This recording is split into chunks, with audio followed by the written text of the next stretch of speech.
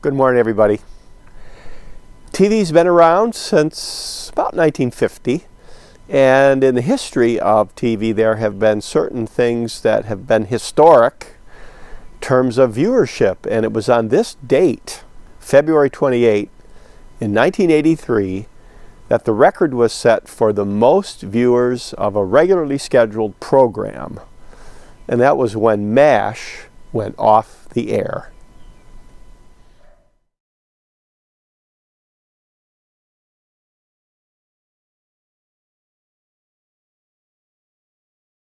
The television made its debut at the 1939 World's Fair, and then World War II came, so not many were produced, and they became a consumer item right after the war, and nobody really knew what was going to be on TV. So one of the first kinds of programs on TV were transfers from radio variety programs, like the Jack Benny program from 1950, where you'd have the host and then various guests.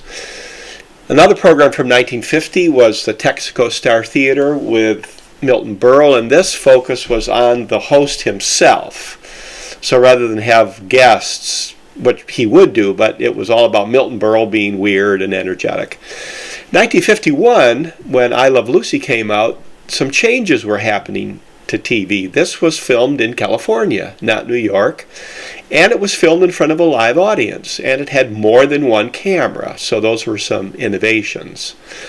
Ozzie and Harriet, 1952, was based on a real family, and one of the dark sides of that family is their TV life was much more ideal than their real life was, and they had their own problems.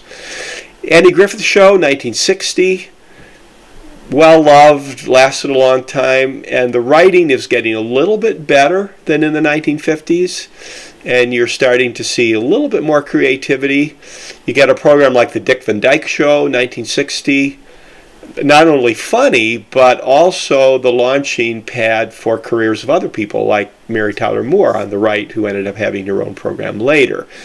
But there were still goofy programs in the 1960s like Bewitched, in which the main star is a witch, and it's comedy and hijinks, and people aren't really very smart, so it was sort of dumb.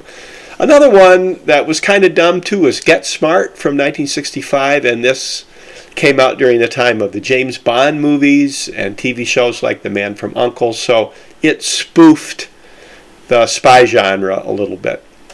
Also in 1967 was a program on the Monkees, which was a fake rock and roll band to imitate the Beatles, and this TV show was supposed to have the look and feel of the Beatles movie A Hard Day's Night, so it's a reminder how TV imitates what's going on in culture.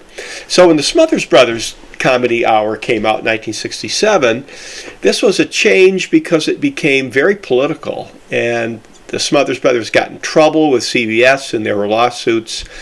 But this shows us TV getting a little bit more political, a little more serious.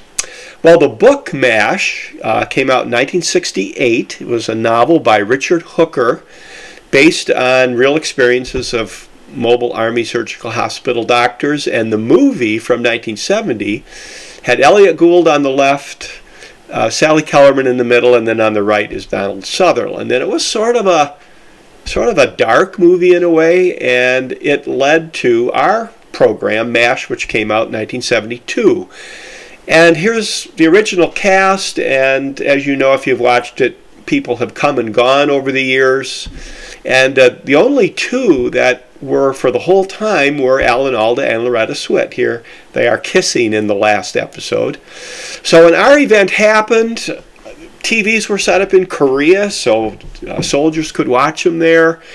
There are all kinds of urban myths about it, like when it was finished, all the toilets in New York City flushed at once. Here's a still from the final episode. But it does have the record for the highest percentage of people who have TV sets watching the TV series. And it was not long after this that Congress deregulated television, and today we have hundreds of choices for TV. But part of that MASH phenomenon is there were basically three big networks, and everybody's watching the same thing and saying farewell to the program.